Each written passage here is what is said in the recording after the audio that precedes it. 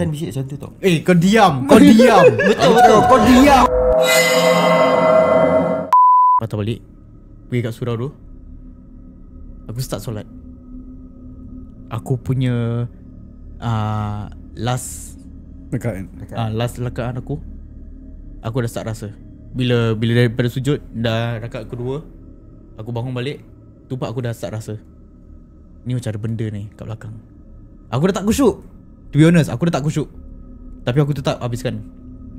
Then lepas tu dream come true bro. Aku ada rasa macam ada orang bisik kat belakang. Serius, aku ada rasa orang bisik kat belakang. Okay, Then aku tak khusyuk lah. Terus macam aku cepat-cepat habiskan solat aku, terus aku lari. Tapi bisik dia macam mumbling macam tak macam hard rock gitu macam lah. Dia macam gitu. Setan bisik macam tu tau. Kau diam. Kau diam. Betul. Kau diam. Betul. Kau diam sudah.